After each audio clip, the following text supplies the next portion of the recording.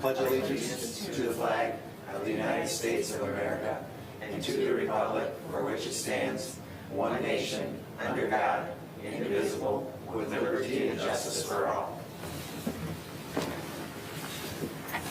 Good evening. I have the clerk please call the roll. Supervisor Fountain? Here. Clerk Chokwu? Here. Treasurer Horning? Here. Trustee Germain? Here. Trustee McMullen? Here. Trustee O'Connell?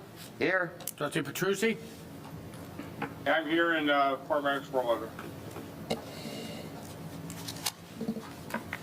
Thank you. Item number 4 is approval of our agenda. So moved.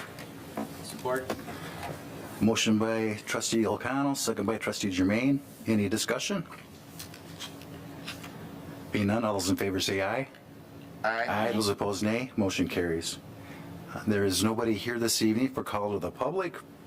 We'll move on to item number 6, which is approval of our consent agenda. So moved. Support. Motion by clerk Chokwu, second by trustee O'Connell. Any discussion? Being none, all those in favor say aye. Aye. Those opposed, nay. Motion carries. We have 2 items on our pending and new business this evening. The number 1 is special land use permit number 22-015, a request to construct an automobile wash. This applicant was at our last meeting. We were requesting some information, so we had tabled it. We still have not received that information. So at this point, it would entertain a motion not to table, but to postpone until we further get that information.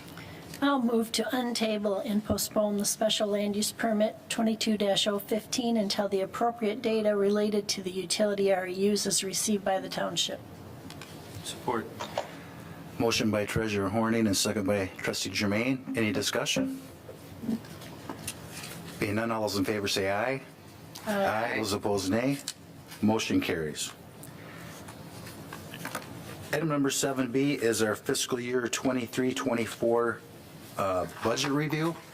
I'm going to turn this over to Bob West in just one quick second. I just wanted to give everybody at home or who is listening that this process actually starts late the previous year. So this process started in October/November of 22. There's a tremendous amount of work and research that's done by not only staff, but Bob, and the board is very actively involved with this. I think we've had at least 3 meetings preparing for tonight's, plus after our meeting last week or 2 weeks ago, we reviewed the entire document as a whole. So this has been vetted thoroughly through the township itself. At this point, and I'm going to turn this over to Manager West. He's just going to highlight some of the elements that are in the budget, and if anybody wants to look at this, it is available on our website for review. So, Bob, you have the floor. Thank you very much, Township Supervisor. Basically, we'll jump right into it. If you notice, the budget has a brief summary highlighting our vision statement, mission statement, and values, and subsequently the proposed changes that we have in this particular budget year due to the state mandates with the chart of accounts process. That's on the back side of the narrative. The former unallocated department, formerly 299 appropriations, is no longer permitted by the state of Michigan, and it has been absorbed by the administration department and the assessing department. So while you'll see those 2 funds have increased, it's because one other fund, the unallocated, has totally disappeared. It's no longer permitted.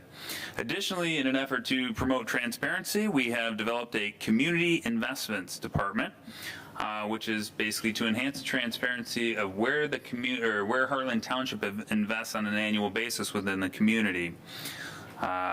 Additionally, we have added, which you guys have seen for over the past 12 months, the capital improvement plan highlighting the ARPA fund distributions. So that's the big changes that you'll see in this particular budget year from prior years.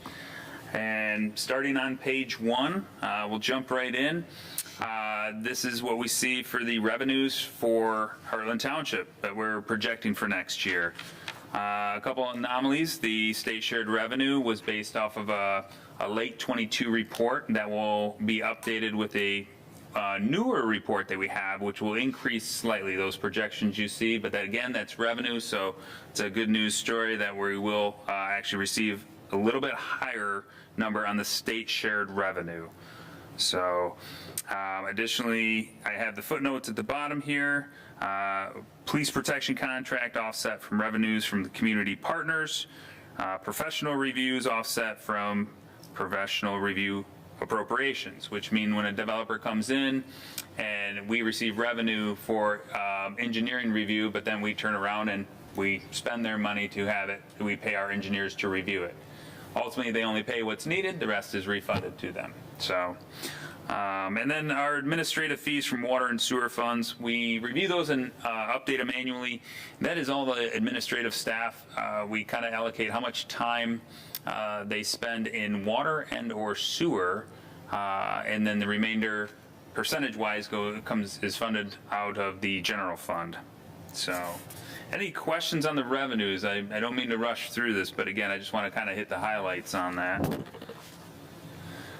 And then jumping into appropriations, Township Board, not a whole lot of an increase here. We're proposing a 2% increase. We do have a slight increase in the event that the Township Board decides to have facilitated strategic planning. If you recall, from time to time, we have Dr. Lou Bender come in, and I've incorporated that fee as a placeholder in the event that we decide to move forward with that. As far as the supervisor, if you recall, we did a 2022 compensation study. So we put those numbers in as part of the budget approval process. We will also have the resolutions to increase based upon the compensation study we did in 2022 of all the boards and commissions as outlined in that study. Jumping into administration, so this is one of the ones that was absorbed, the unallocated. This is also a little bit of an anomaly because we transferred a former part-time position from the administration to the clerk's office. So Casey, who sits at our front desk, our receptionist, now reports rather to me, but rather to Larry. So while the fund has increased, it actually has a decrease, but overall it's still an increase because of the absorption from the unallocated fund. So again, all those are kind of noted here, and I should add the preface, you will probably see a lot of reoccurring themes in the notes because postage is going up or something simple like that. We're just kind of noting what we see here. So I do want to add that in the administration, the merit bonus pool pay is an incorrect number. That particular number was from a prior year, so I do have to update that. I apologize for that. So, moving on to elections, we have a May 2023 and 2024 election planned. In the event we do or are required to set up a 6th precinct, we have the placeholder there allocated. And again, when you approve this budget, you are not approving the expenses. Anything over $15,000 still will need to come back to the Township Board. So these are just more or less placeholders in the event that we have to do that. So that's where the substantial increase is for there. Finance Department, not any substantial changes, just some additional education opportunities. The assessor will probably be revised. I'm going to kind of swing and put a pin in the budget presentation just to let you know that we did conduct interviews for the assessor. We have offered the position to an individual, has not formally accepted yet, but that will probably be revised in this budget to reflect that. So at this point in time, we don't know if the applicant is going to participate in benefits and whatnot, but that could change this up. We also have some additional field software that was purchased to basically, it has iPads, if you will, for measuring the houses in the field. It's been proven in other communities to make it a much faster process, so we did move forward with that. Legal fees, again, have been a 5-year rolling average, and those are related to the tax tribunals. Let's see. And going on to the clerk. So the clerk, for some reason, always has a huge increase. I'm just kidding. The overtime wages have been increased for elections and special events. Printing and publication increase due to the ordinance project publications. And again, the biggest increase was the receptionist was moved from the administrative department to this particular department. So that was the big overall increase that you see from there. Yes? I'm sorry to interrupt you because I know you're on a roll, but the people who might be watching from television, will they be seeing what's on that screen? I can certainly follow through on that screen. I'm not sure if it's being followed on there. No, it's the actual board is what's being shown. The people talking. Okay. So It doesn't matter. It doesn't matter. I'll move it on here just so people at home, in case they want to share it on the TV. I got it. Let's see. Vehicle use. We have a vehicle coming out of warranty. If you look, that department has a very small $3,855. We increased it slightly because, quite frankly, if we have some major repair, I mean, if a transmission goes, it's probably going to eat up the majority of that. So just more of an FYI on that. Board of review, there is mandatory biannual training for all board of review members this year. So we have budgeted, shows a 20% increase, but overall it's basically a $4,200 budget in the complete. The treasurer's salary will increase based upon the 2022 compensation study, as I previously discussed. Additionally, we have 96 hours of part-time assistance added to this particular budget due to a planned leave of another employee. So, Which may or may not occur. I added 2 6-hour part-time days, but we may not need them all, but that would be the so maximum. it's kind of planning for worst-case scenario Right. because we do have somebody with a planned leave, short-term leave. So we wanted to, rather than come back to you and say, hey, we're in a jam, we need, we're just trying to capture it accordingly. But even then, we're looking at 3.4% budget increase. So data processing, we have a significant increase in the data processing, but we are under a 3-year contract. This is for our IT services through a company called IT Right, which is now VC3. Thanks, Mike. VC3, they've merged. The cost will continue to go up as the threats continue to go up. We were one of their very first customers, so we got in very low. As they continue to grow and merge, we do plan the increases, but it's still cheapest when we do shop for qualified IT contractors. Township Hall and Grounds, this is basically what it takes to run and maintain the Township Hall here. We have had an anomaly last year. We had 3 rooftop HVAC heat exchangers replaced in the fall of 2022. That's not the whole units, because they said the unit itself was in very good shape. They are all beyond their useful lifespan, but they are still working very well. And it was actually very cost effective to just replace the heat exchangers.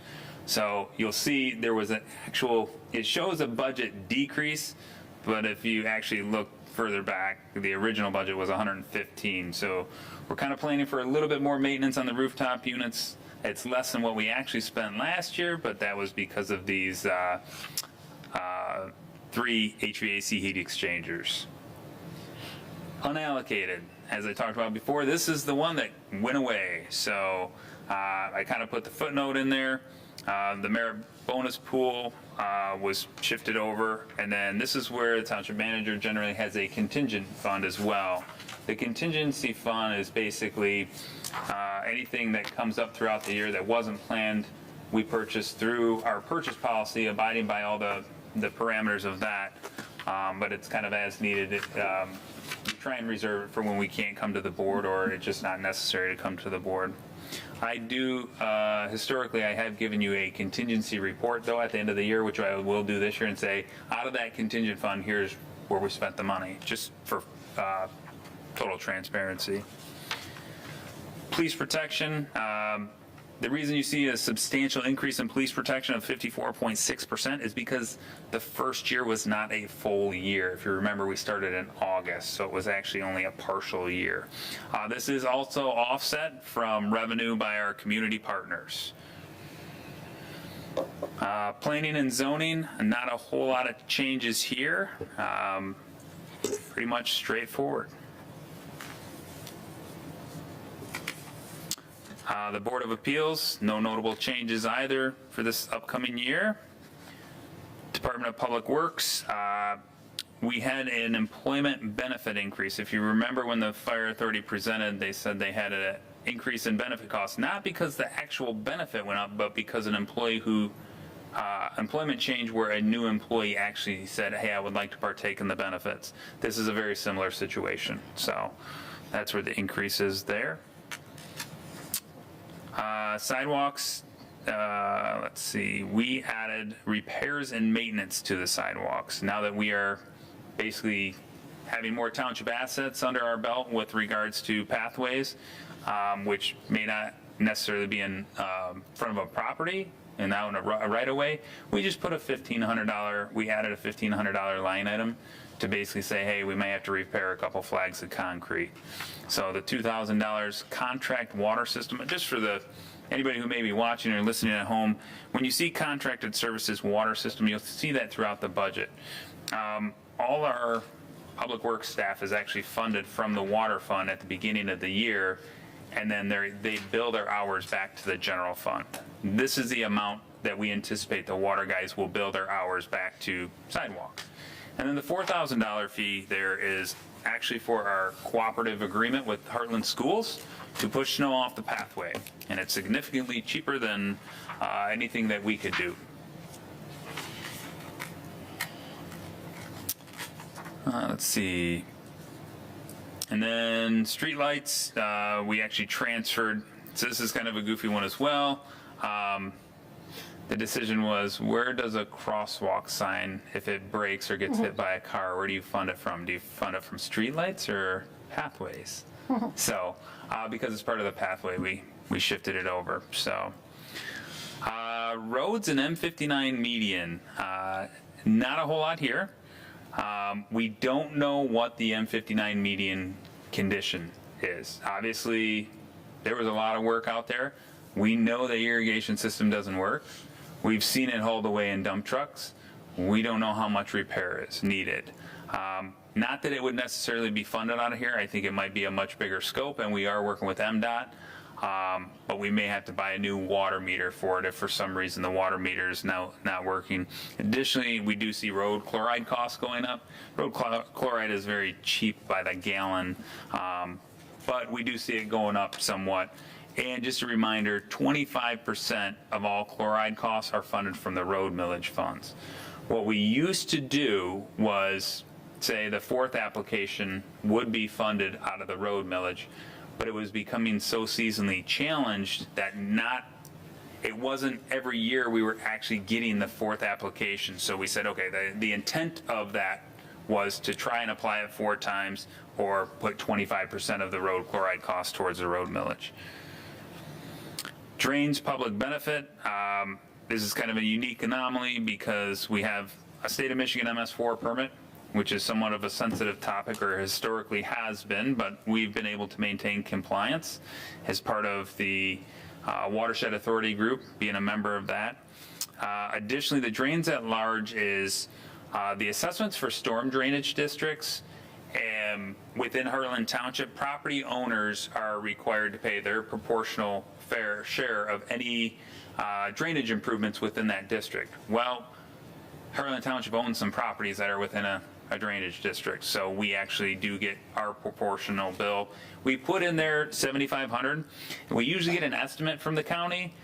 Some years it's $500. Some years it's $8,000. They generally let us know, and it depends on if they're doing significant improvements within Heartland Township. So we're aware of the projects ahead of time, but they haven't released them yet at this point. So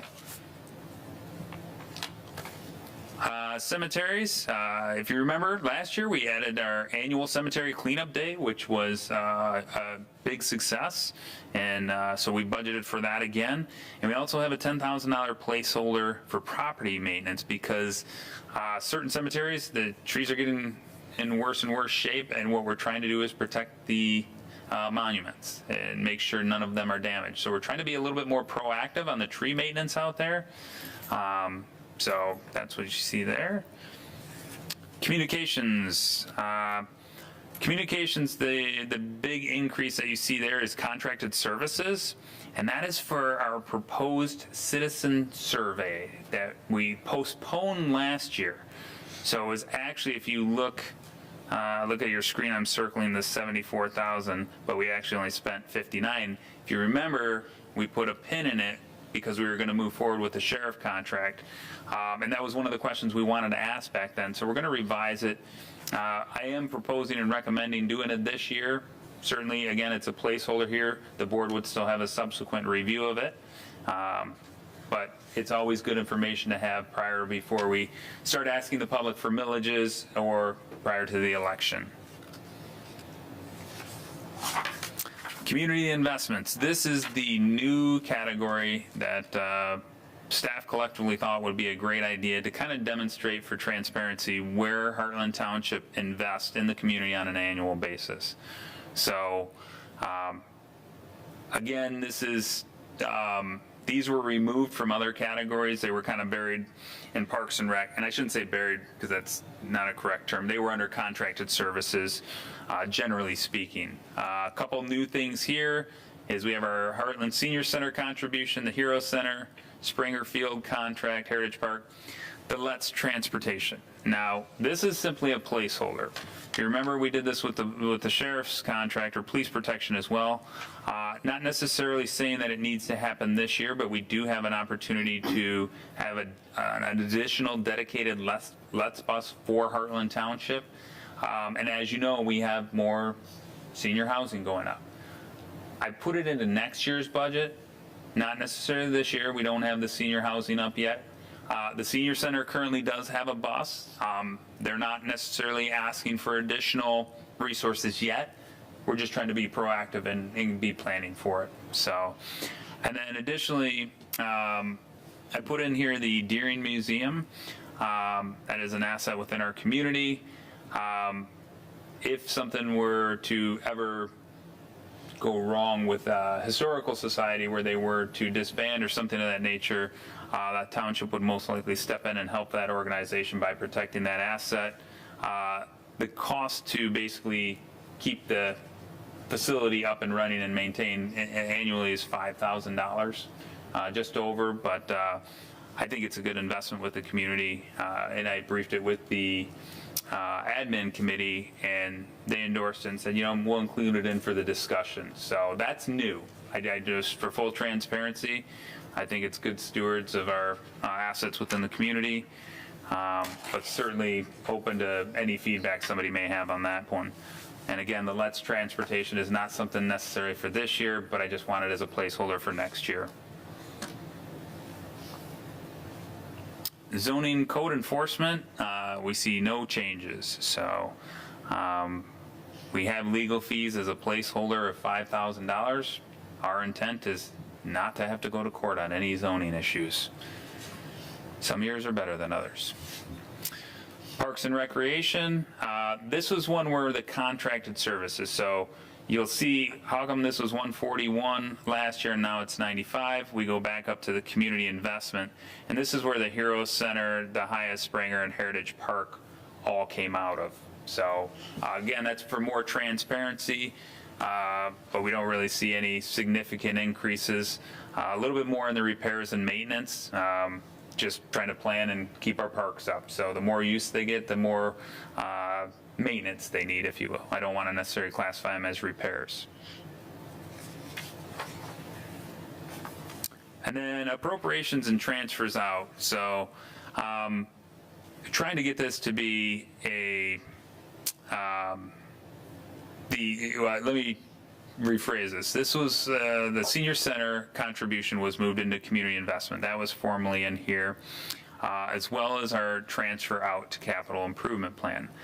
Now you'll see it says it's down 34%. The reality is we budget $500,000 every year. That's a placeholder. We don't know what that number is. The idea is anything we save throughout the year, at the end of the year, we would take that fund balance, as long as everything else is at our fund balance levels, the excess we would just transfer into our 401. think of it as almost taking out of your checking account and putting it into your savings account. We're not spending it, but on the actual budget, it shows as an expense, but we're just putting it into another one of our accounts, if that makes sense.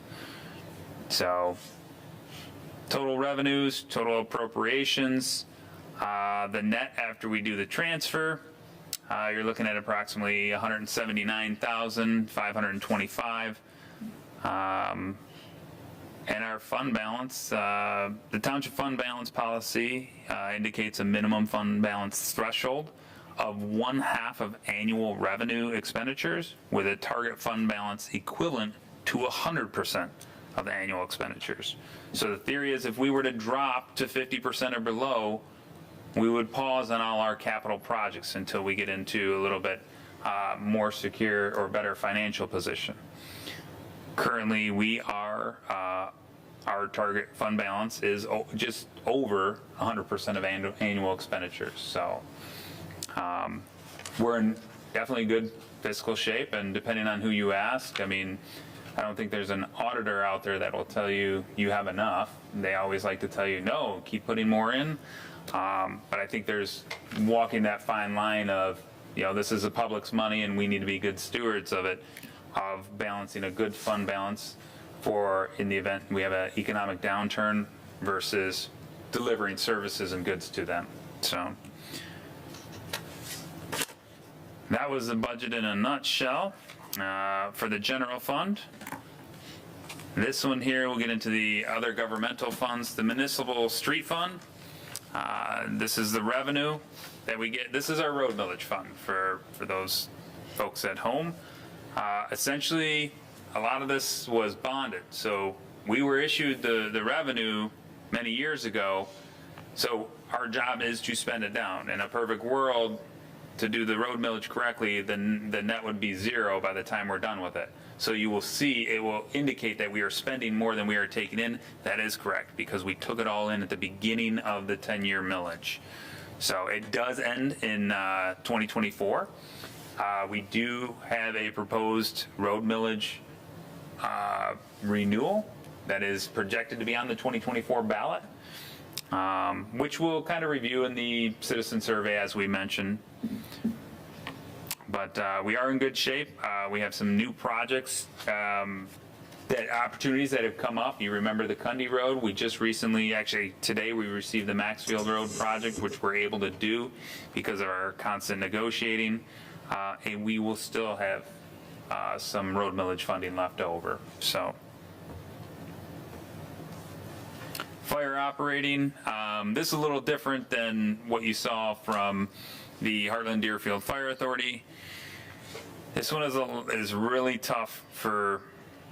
I'm somewhat challenged to explain this, but it's our expenses. We're always, Susan, maybe you can help me out there. We're always 1 year ahead on the revenue, correct? Right, the money we're collecting this year is going to pay for next year's expenses. So on the books for the year, though, it looks like we're spending, well, because we haven't collected the next year's yet. So we're always 1 year ahead. They offset, and this is the joy of being an April 1st budget. If we were January 1st, they would all match up because it shows we collected it in one budget year. We pay it out. Well, at the end of that budget year, your expenses are, your net is back down because it doesn't show the next collection. So kind of a goofy anomaly. In the end, we're in a very healthy position as far as our fire operating fund. There is a potential, just FYI, in 2024, the fire millage renewal. If you remember the last time, it was a 5-year millage, but they generally go 1 year prior to the actual expiration and then vacate their former assessment. So 2024, again, it's a good citizen survey question, especially because we have some new things on the horizon as far as our facility resources and whatnot. So. Liquor law enforcement. So we have estimated revenue and estimated expenses. The reality is here we're going to start doing some educational inspections and educational opportunities. I'm excited to help facilitate that because for those of you that don't know me, I like to talk. But we will actually hold them here at the township and we'll have 2 different training opportunities. This will be we basically developed a cost per liquor license within Heartland Township. So there's a draft agreement that Fire Chief Adam Carroll and I are working towards. Look to bring that to you here shortly. And I think that'll be a good program for the public. So. And this one here is our Fund 285, the CLFRF, which is basically known as the ARPA funds. Here is where we spent the ARPA funds, and again, this is very similar because we received the funds earlier, but this one also, are we transferring this? Is that correct from? Oh no, it's a net zero because we actually have to spend it all by the end of the year. So the goal for that is we have time limitations on the ARPA funds. We have to spend it, or at least have it allocated towards a project by the end of 2024. I believe they've extended it out now to 2026 for project completion. Our goal is to beat that deadline. I think very optimistic that we will have our whole ARPA project closure by the end of 2024. So, and again, all these projects are outlined in the capital improvement plan, which I'll show you at the end of the budget. So now we're getting into the road assessments. These are not glamorous. This is where we help out and we finance road projects. This was for the M59 road improvements, the assessments through 2032, and there's no notable changes. This is for the Mill Point Road project, the assessments through 2026, and there's no noticeable changes on that one either. So, and again, this is one of the ones we bonded for, so we received the money up front, and now you'll see us just paying back the money. Bullard Lake Road SAD, this one here, we actually financed internally. The assessments through 2028, no noticeable changes. And then we get into our 401 fund. This is our capital projects. Not to be confused with the ARPA capital projects, but this would be all our, for all intents and purposes, our general fund capital projects. So again, this is what you've seen all year. We've just kind of put it into the budget format, and the subsection of this is much cleaner to understand. Then we get into the water system. Water system is kind of goes into two different categories. There's the 536 and 539, which is a replacement fund. We did, if you recall, have a new staff member that we did add as a result of the water main extension and the proposed developments that we have. Full build out, we could potentially reach, I've always said, you know, our water system might be 4 full-time people with the parks and everything, so we'll see how things go. But the reality is we're in very good shape on the water system. We've paid off our bonds. And Susan, do you have anything you want to add to that? No, not really. So we're in very good shape with the water system. We do have, similar to the sewer RU issue, we'll probably encroach on the water RU issue. But very minor. We have the water system we have more control over. It's not through Livingston County, it's not through Genesee County. That is 100% Heartland Township. We can simply modify that for increased capacity as needed. But the reality is not many developers are looking for water or sewer. They're looking for water and sewer.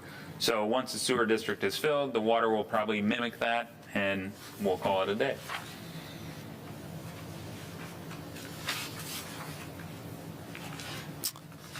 This is 577, the Cable TV Fund, otherwise known as the PEG funds, which is Public Education and Government.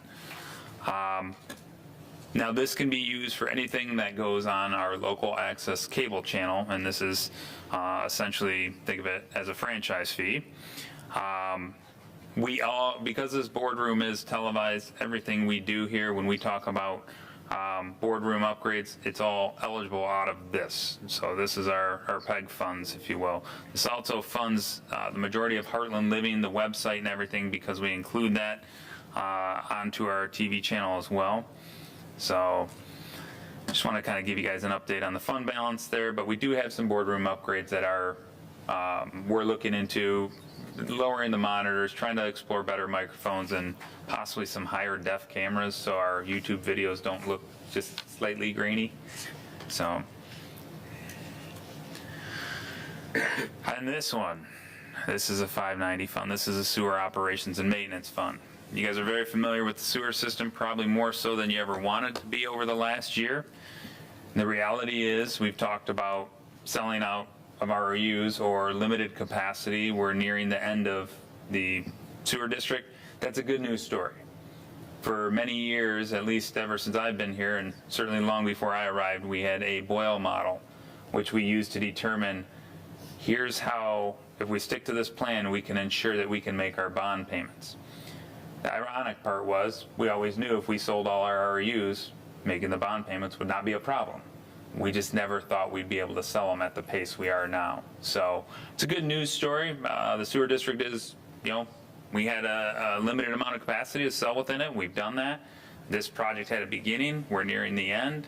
And I'm happy to report that if all the developments come through as anticipated, we will have no problems whatsoever paying our bonds. So I believe there's 2 outstanding bonds. 2028 is the first one, and 2031 is the earliest the second one's callable. Does that sound right? 2028? 2025. 2025 is the first one. 2016 can be Okay. called. And then 2031 is the earliest the second set can be called. Yep. So we cannot pay them off before then, but we will, when we sell the REUs for these developments that are coming in, it'll just kind of sit in the sewer fund balance and wait till we can pay them off. So, in other good news, you guys remember the Mayberry 3-year extension? Well, they've paid 2 of their 3 years. Their second payment was paid early. We see no reason why they won't come through on their final payment, and we should be seeing that here this fall. So, this does not include, just for clarification, any sort of settlement at this point in time. Any settlement would technically behoove this situation even more, as well as the residents' rates. That's a primary underlying concern. And then 591 is the Lake Tyrone Sewer SAD, much like road projects. This was a joint venture, though, with Tyrone Township, Heartland Township, as well as the Drain Commission. There was a project that needed to be done, an infrastructure project. We essentially financed it for them. This assessment runs through 2034, but as of this year's proposed budget, there's no significant changes. Again, this is the sewer bonds. When the bonds, you get the money up front, so you in turn just simply pay it back year after year.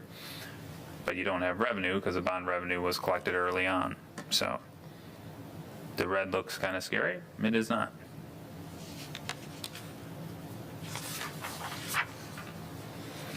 Forest Brook Hills Sewer SAD, very much like the Lake Tyrone SAD. Forest Brook Hills needed to connect to the sewer system. Township came in, facilitated the project, and financed it for the residents. And through an assessment process, it ends in 2032. Everything is on track for that. We also had Heartland Township Sewer SAD 200, where we went around the township, said anybody within 200 feet of a public sewer, if you would like to connect, we will finance it, facilitate it, manage the project, and simply turn it into an assessment on your property. We had multiple people sign up for that opportunity, and those assessments run through 2034.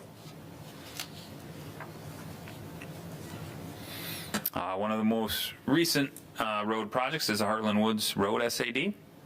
The township did fund that project, and we funded it out of our general fund, and that is through an assessment process for all the residents that runs through 2031.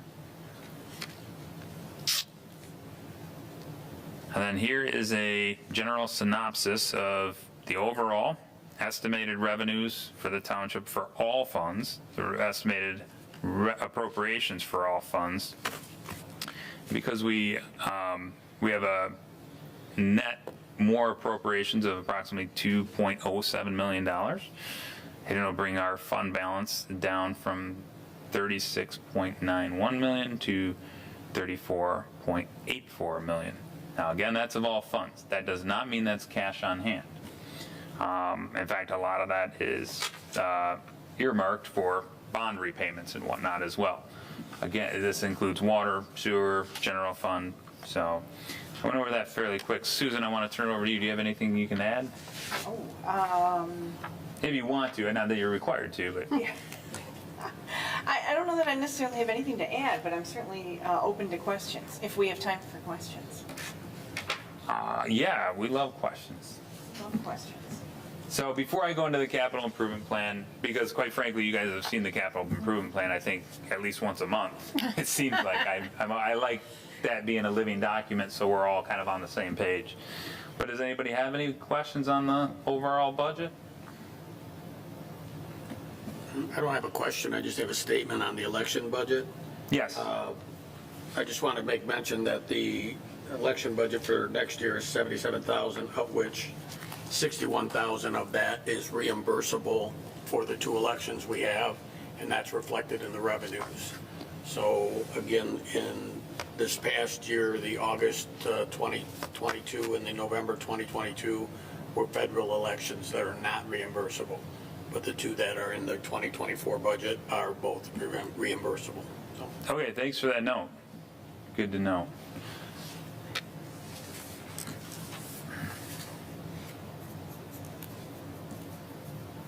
Any other questions?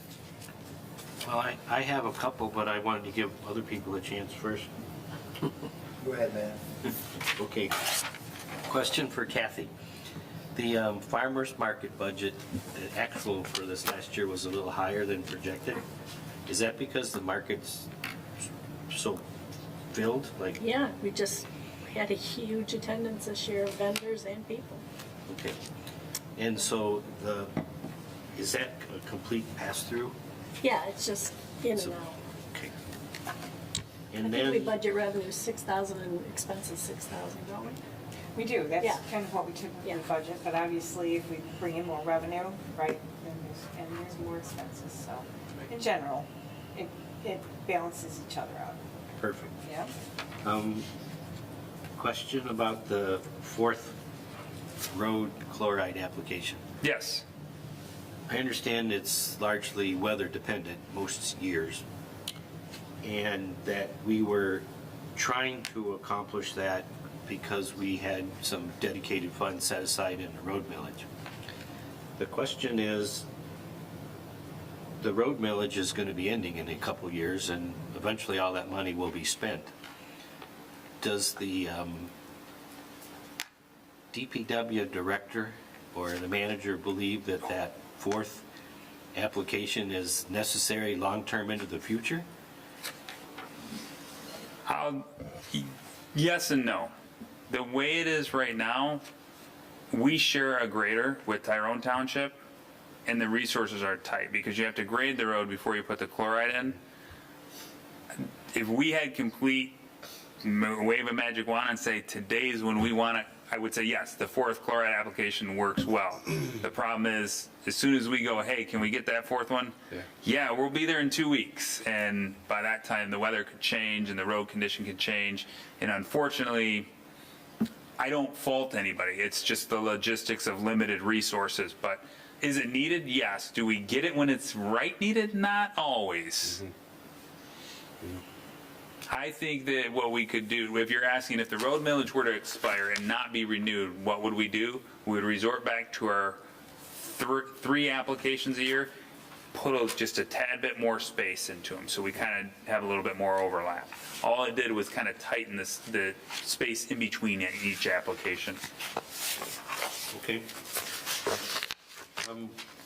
You mentioned about engineering fees typically associated with new developments ends up being a pass-through. Yes. A couple of years ago, we had some issues with Eagle on whether the stormwater permit was going to be needed for the Hero Teen Center. How was that finally resolved? I'm guessing you're referencing the MS4 permit. Yes. So the MS4 permit, now, I'm gonna keep this short, because this is a good story. But if you remember, the former board wanted to challenge the state on the requirements for the MS4, claiming it was double dipping because you are already getting revenue for that, and why are we double paying? The permit was very extensive. I worked with the state of Michigan, and I called the lady and said, hey, would you come out here and just have a cup of coffee with me? And she did. I said, if I can talk the township board into giving you $500 for this permit fee, and I'll do all the paperwork, but we're not giving you another dime, would you approve it? And she said, yeah, I could probably do that. So I did. And rather than being like $5,800, we got it down to $500. And historically, we've paid the $500 because I say, well, this is what we paid last year. And then every year I'm like, well, this is what we paid last year. So they did up the ante. I recommended joining the Watershed Authority group because now they do it on our behalf. They literally pre-fill out, all we put is Heartland Township, our stuff on it. Plus the Watershed Authority group it's a more than just MS4 permits, that's a byproduct, but it's a great organization for us to be involved in. And that runs 3 different counties because the watersheds that go into that can stretch into different counties. So it's been a while. Did that answer your question? Yeah, I just wanted to make sure we weren't missing out on something that might surprise us in the future. I love surprises, Matt. That's why you're the manager and I'm the trustee. 401 proposed projects. Yes. We really haven't talked about them much, but it looks like, in my review, we are setting aside money that we anticipate spending next year for pathway signs and some sidewalk funds and M59 improvements.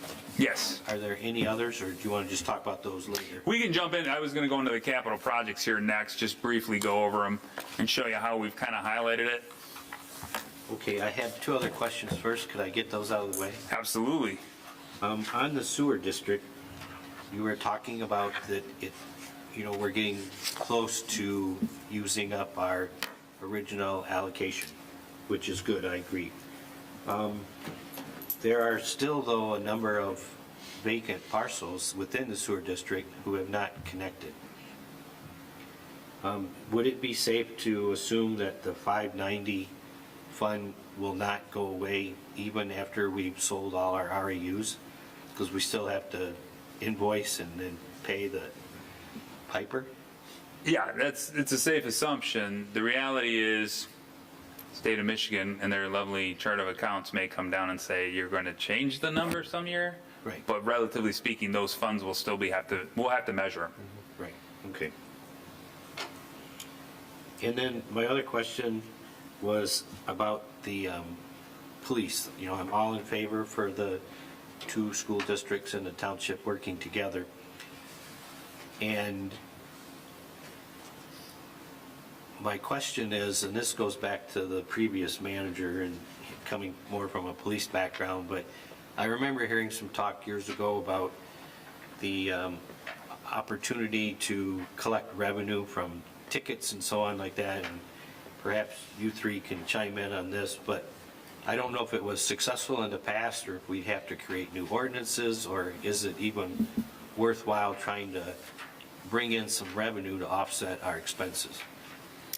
So the answer is yes. The township board would have to pass an annual resolution. In the communities that do that, the majority of people that pay that revenue are residents. Our intention when we came in was always, this is not to generate revenue. This is a sense of security and a police presence. And we kind of said, let's see how the first year goes. That's not to say that this board, you are the elected officials, could come back and say, you know what, we want to pass a resolution to obtain some of the revenue. And it is a very limited portion, but make no mistake about it, there is revenue that could be collected to offset it. So I guess it kind of gets down to what is the police presence supposed to be accomplishing?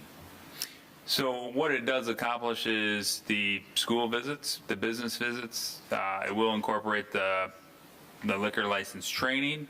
I will tell you the outpouring from the community, especially the business community, saying, I can't believe the officers come in here on schedule, pay me visits. The school children, huge reaction. That would be the benefit, and faster response times. I mean, ultimately, it's public health and safety. I'm not saying that revenue is not a part of that to offset it.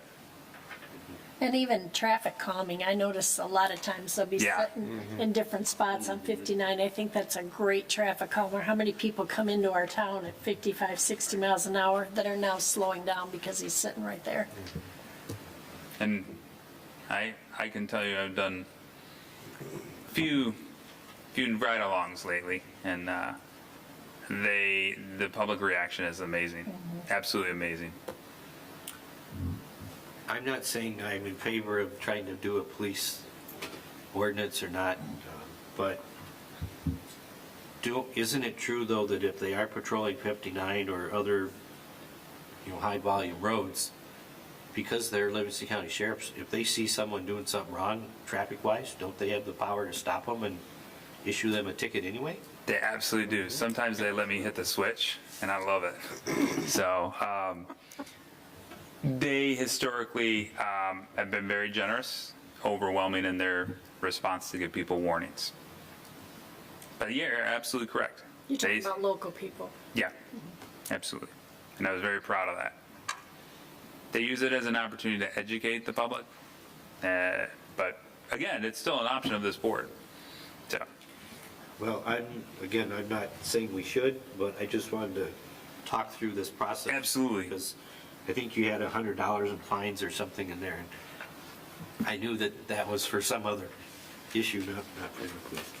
And then I've asked both of my questions, so now we're ready for the 401. Capital improvement plan. Yeah. Anybody else have any other questions before we jump in there?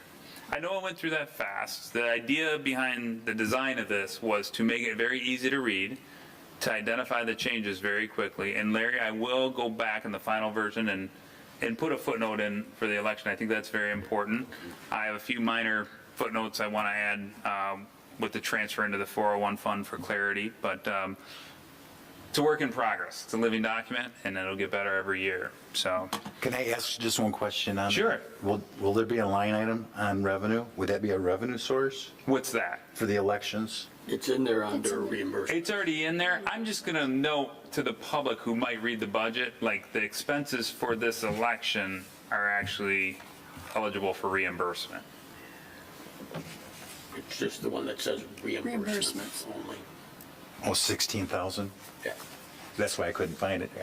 That makes sense now. Thank you. Just same thing for the public to go, Yeah. oh, that I can see that. Thank you. All right, capital improvement plan. This is the general fund CIP.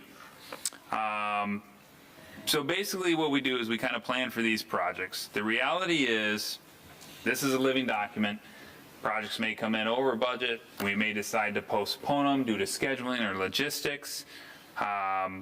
What we have kind of on the docket for this year planned, $275,000 for the San Marino Pathway Connector. If you remember, we approved the engineering last year so they could engineer it over winter. We'll be coming to you with bid specs. Now, I've also told you the rooftop units on top of this building are in rough shape. So we budget for one a year.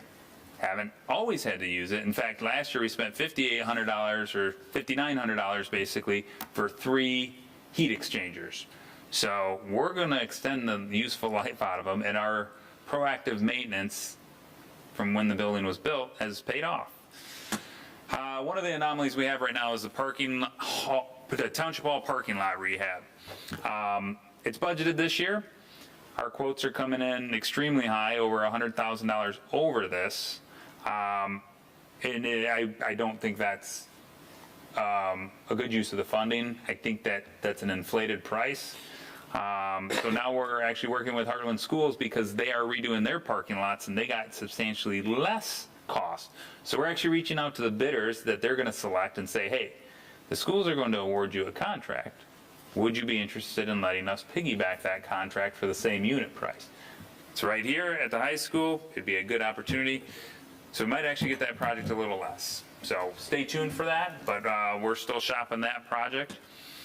I have $30,000 for the Township Hall lobby and boardroom improvements. Now, that started off as being very cosmetic, kind of shifted to more like, if we're going to spend that kind of money on the lobby, how do we make it more functional? I think if everybody who works in this building could agree, if we were to redesign it, it wouldn't be laid out where you walk in and immediately have to turn left, or because it requires somebody to sit at the front desk to kind of say down this way. So I don't know what that looks like yet. We're kind of working with staff to go, how could we do this? I will say there are some safety measures. We do want to add some more exit doors, in possible exits for emergency conditions. So that's just a placeholder right now. Whatever comes up of any of these capital projects will come back before this board as an individual project. So by approving this budget, you're just approving the plan. I will say, when the project comes up, we allocated $30,000 for it. It may come in at $35,000, may come in at $25,000. You will have a secondary chance to approve it. This is not approving it. So, Springer Field facility upgrades. If you remember, Haya came to us, actually went in front of our planning commission for a storage building. And it was a little, wasn't quite up to the architectural standard that we have at our other parks. And we said, you know what, perhaps we could do that project for you, because there is a need for a storage building out there. And furthermore, take the existing exterior of this Springer building and rehab that to match, so all our park buildings match. That is a rough cost, what we anticipate from our engineering firm, to build a new pavilion with a garage, because they need a place to put all their equipment, and then take the existing building, which we already rehabbed the interior, and just rehab the exterior to mimic it. So we'll have a quote and a design proposal before you here shortly if you decide to move forward with that project. But again, it was kind of as a result of Haya coming to us, and they put a lot of legwork in it. They were going to fund their own building, and they just couldn't quite reach to meet our design architectural standards. And it is our asset. If they were to dissolve, that we would own the building, and we will anyway. So moving down the list, contingencies for miscellaneous projects, that would be $20,000. It's a placeholder. The board says, hey, how about you do this year, add another crosswalk in or something like that. I can say, oh, no problem, we have $20,000 in here. We can also simply do a budget amendment if you truly desire. I don't want you to ever think you can't do a project because it's not in the capital projects plan. If you remember, we ordered the truck last year. Because we ordered it, we haven't taken delivery of it. The check this could be an anomaly. If we get it before April 1st, it's going to be in this budget. If it comes after April 1st, it will be as outlined here in the budget. So, and then the M59 media improvements. Now, I put an asterisk by that, and it's in parentheses that we got to have a discussion on that. If you recall, we actually had, now this is pre the M59 construction, we had a plan to update the landscape within the medians. Sue Grissom on our planning commission, who's a landscape architect, graciously put together a plan for us, and we got cost on that. The reason why it needs a discussion is that's a significant investment, and without warning, you can see what they did out here. Furthermore, we're averaging 12 to 14 car accidents every year. We're go across our medians, and unfortunately, I'm happy that people are safe and able to drive away, but when they do that, we don't get a plate number and there's no insurance claim.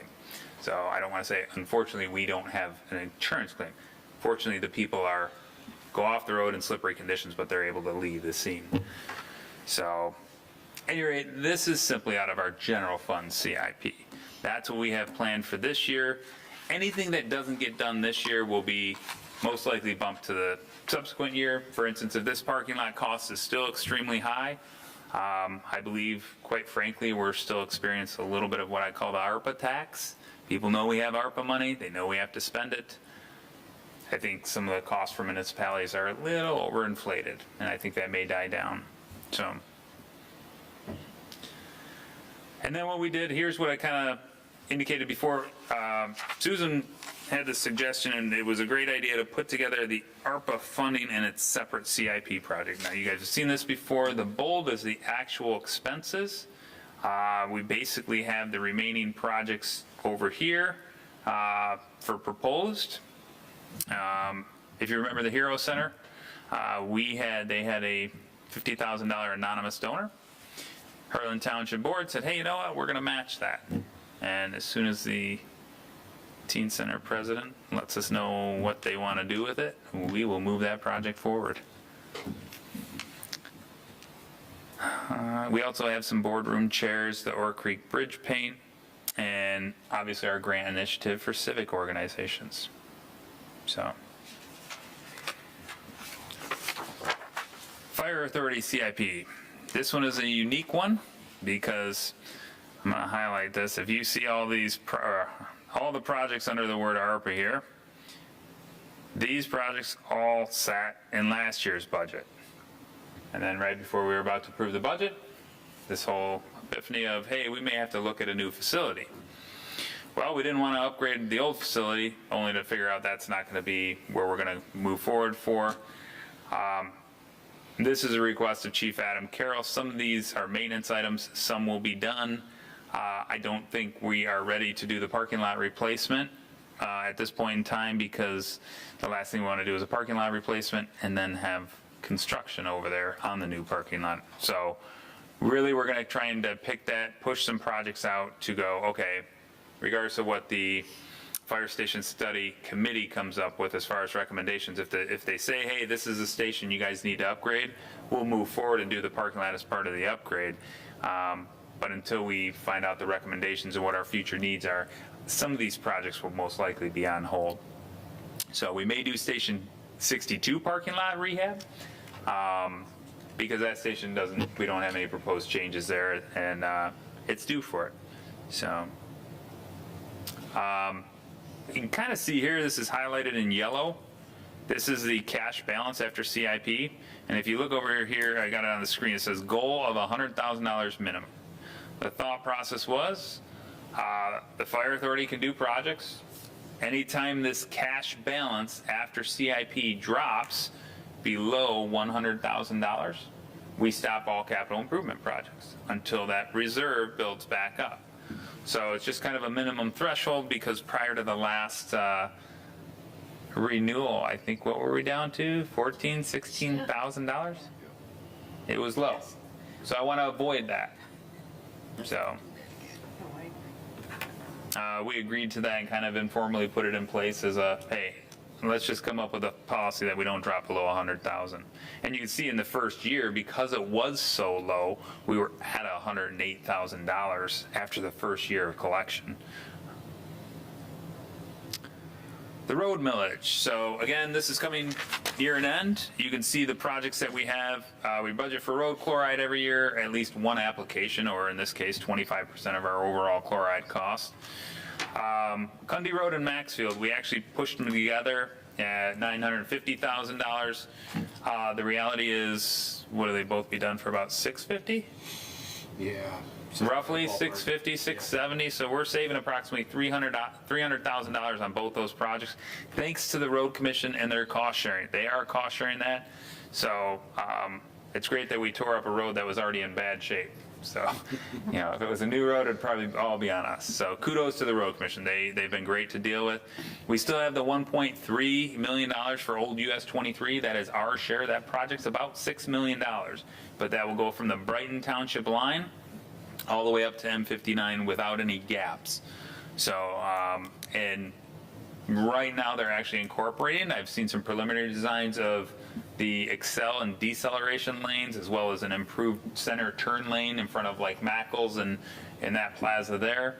So, and they will prepare for the light or the traffic signal at Bergen Road. So that is part of that the balance of the $6 million after we pay our portion is federally funded. The Road Commission is putting in a significant portion of that. Now, Bergen Road and Pleasant Valley are actually designed to be paved. We've already paid for the design. They're ready to put out to bid. We don't have enough money to actually move forward with them as part of this millage. So the thought process was, we want to reserve enough money where if we put a road millage out on the ballot and it fails, well, the residents on Bergen and Pleasant Valley, that was part of the original plan. We do owe them a limestone cap.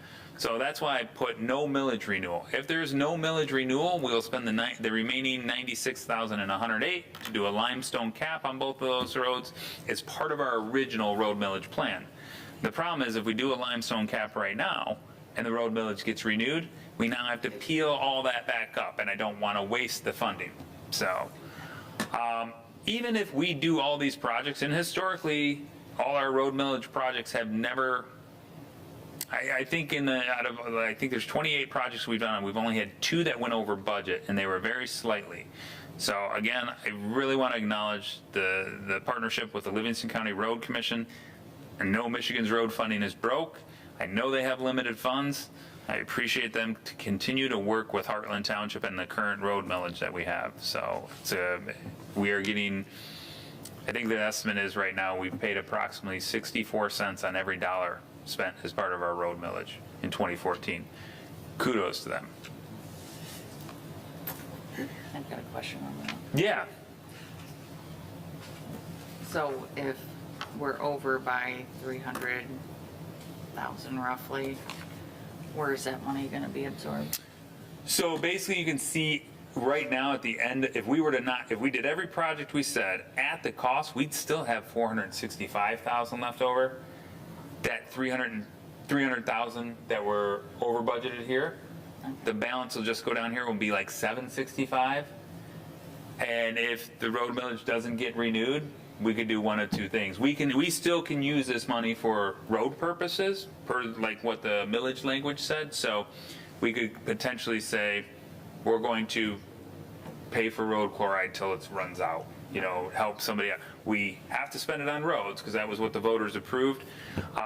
We may also go to the road commission and say, hey, maybe we want to do something a little bit better on Bergen and Pleasant Valley, right? Those were intended to be paved. The road millage didn't get renewed. You were going to do a 3-inch cap. Can you do a 6-inch cap?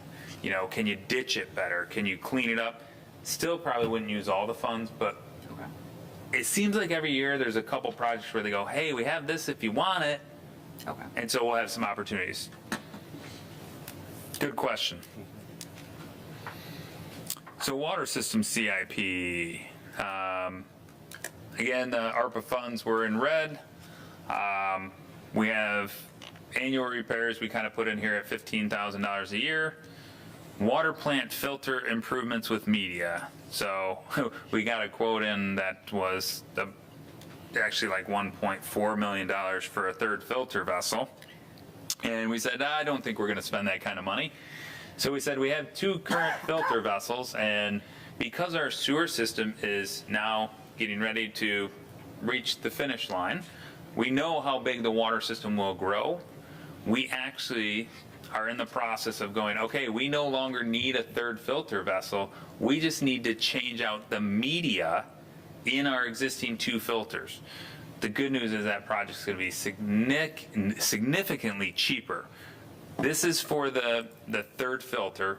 We don't necessarily need the 3rd filter anymore. So stay tuned. One thing you'll hear me say, and which is why you see this so frequently, is this is a living document, and literally every month there's changes. Kind of like the strategic plan and the operational report. I try and do the updates. CIP numbers change. We'll always keep you updated for significant changes. What I do know now is it's projected to be a lot less, to the tune of, we're probably in the neighborhood of about 500,000. So, because the filter vessel itself would have to be built, this company in California, they'd have to truck it out and repipe it. It's a significant labor-intensive process. So, the new water supply well construction, you remember we did our test well. It kind of didn't have enough water. We have some other solutions on the table we are exploring. Stay tuned for that. I think it'll be very advantageous to the township. We also have GIS upgrades with integration. We've historically had a mishmash of GIS layers that I want to say it comes from the county, but it doesn't mean that they developed it, so it's not fair. I don't want to throw them under the bus. What it more or less is they are helping us assemble it, but it's not accurate.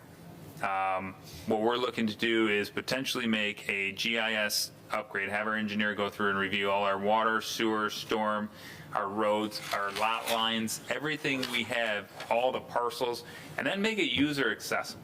Make it so a resident can go up and look up the details of their own parcel.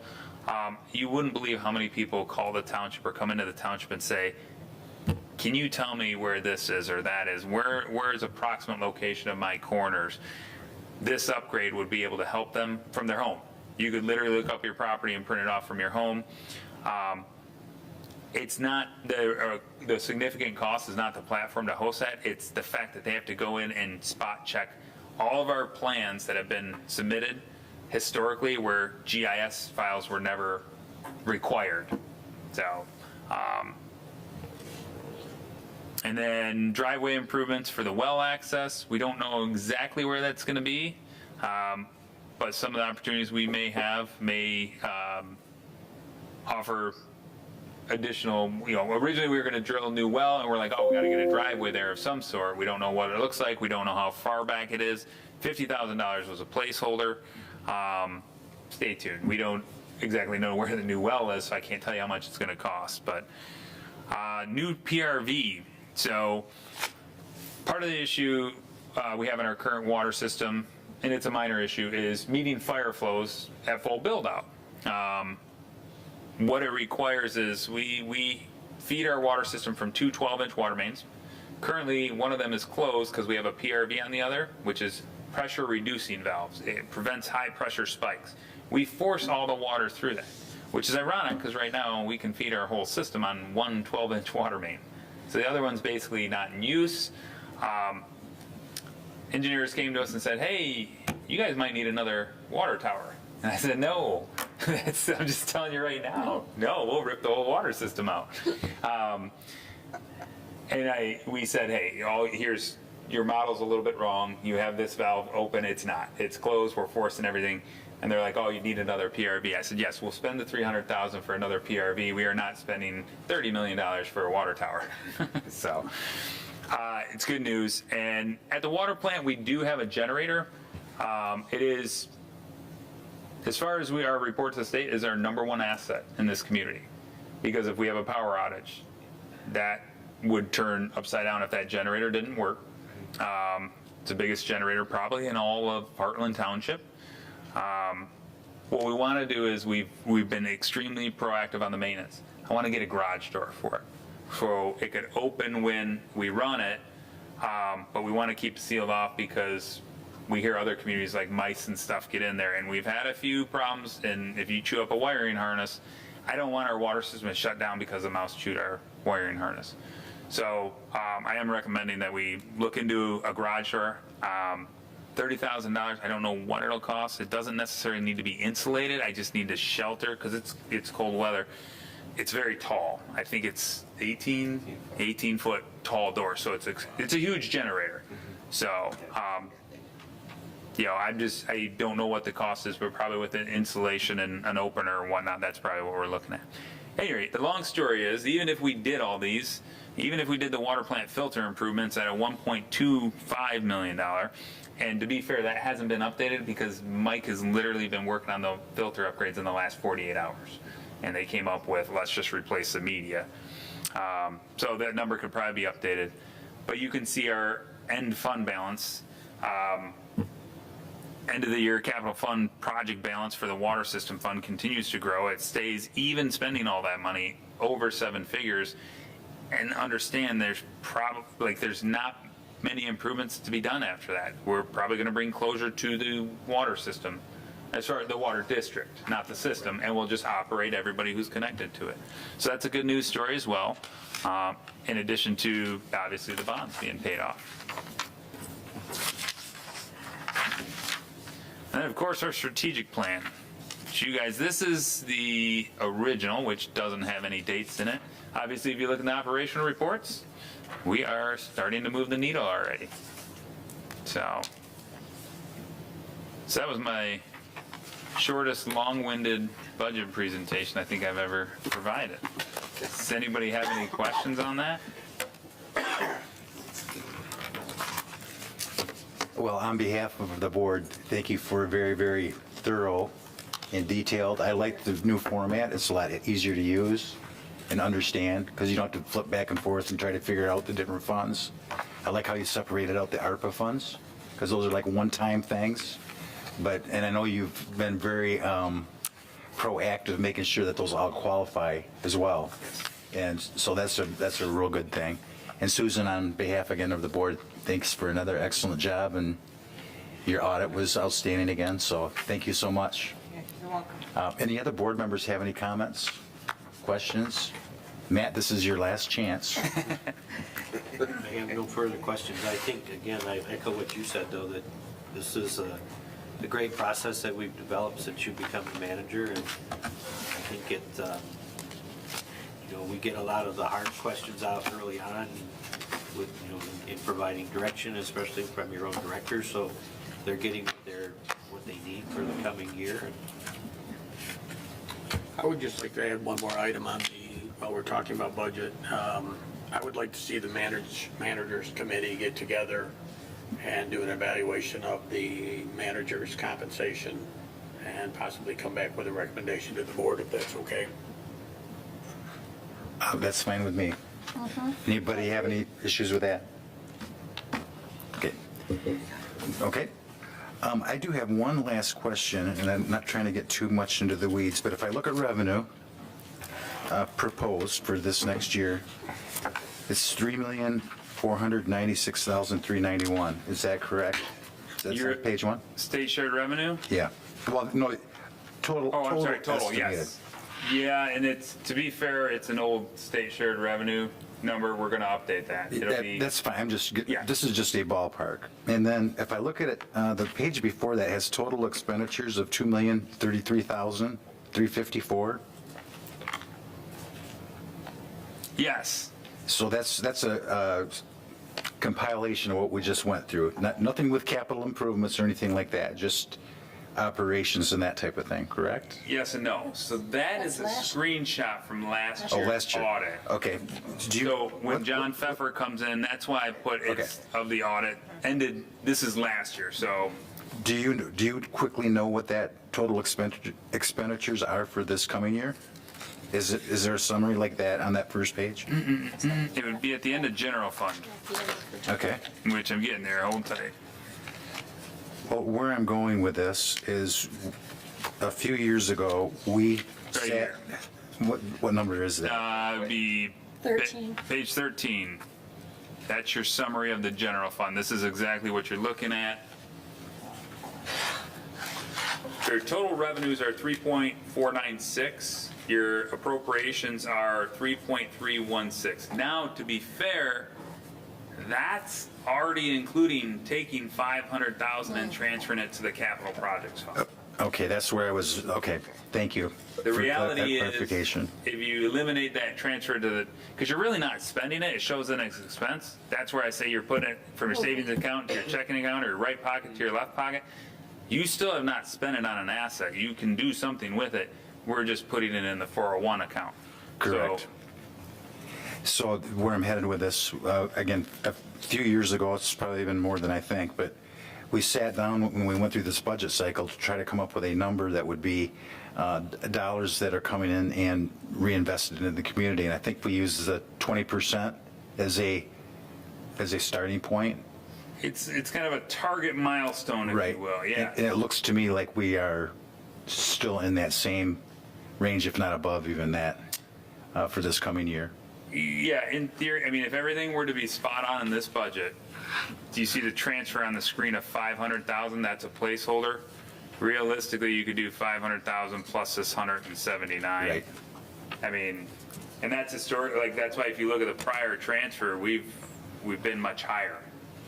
Now that was significant cost savings because that's the staff working together. That's the staff being frugal. But again, it goes back to just, we incorporated the sheriff this year. And that always has come out of general fund. And we always recognize that some of these things that we do are still, we still want to stay away from any type of additional millage for the Absolutely. operations. So that's kind of where I'm headed, is some of these things go ebb back and forth based on need, but we're still trying to keep that higher amount so we can invest dollars back for the entire community above and beyond operations. Yes, Bill, you're 100% correct. And one of the things you'll notice, like with the community investments, there's not a whole lot of legacy costs with that, right? So if we had the funding now and we contribute that, but we hit another recession, you can turn that spigot off real quick and there's no legacy cost to it. Where you do, and I'm making this up, but let's say you built a playscape, right? And that playscape comes with maintenance. You have your fall protection, your annual inspection. You're going to have that regardless of what the economy does. So we're trying to be careful and go, okay, I still want to be frugal, but also want to give us options in the event that we do need to backpedal. I'm very conservative in nature. I don't foresee that. We're in great shape. In fact, we're outperforming our own fund balance policies. To be fair, the pandemic stopped a lot of projects, which allowed us to build up our 401 fund, so we kind of had a surge in it. And ARPA did as well. Because you got to remember, a lot of those ARPA projects, we probably would have funded out of 401.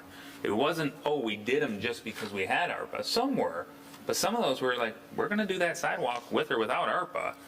It just helped keep our fund balance in it. So the 401, I would say, I don't want to say it's artificially inflated. It's been assisted in recent years. So, but again, we're trying to go, what services can we add value to the community where, God forbid, we go into another recession? We're not going to be going, what were we thinking? Thank you. Joe Petrucci, can you hear me?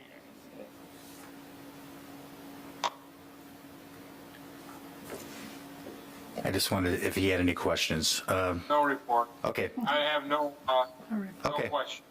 Thanks, Joe. Let's move on then. If there's nothing else this evening on that, we'll move to board reports, and we'll start with Trustee O'Connell. No report. Trustee McMullen. No report. Trustee Petrucci, you have anything for reports? No report. Clerk Schofu. Just a real brief update on Winterfest. We had no snow. We ended up with no s'mores, a few leftover cookies. We had no food left at the Hero Center. So everything was fairly successful without any snow. So I haven't heard any negative comments at all. Nothing but good things. A lot of good feedback from what I saw on social media. I'm not big on social media, so I've only probably saw 3 or 4 things, but everything went very, very well. And again, on behalf of our community and board, thank you for all your effort. That was very, very well done. Treasurer Horning. Tax collection ends. Get your tax bills in here February 28th at 6 o'clock. Thank you. Trustee Germain. No report. And just briefly for myself this evening, before we go into our work session, is board of review is going to be on Monday, March 13th, and Wednesday, March 15th. And if you want to make a time to present, just call our assessor's office. Jim Heslop will be available, and he'll get a time slot for you. So I have nothing else this evening. Anything else? Again, thanks for Susan. Mike, thank you for all you guys are doing.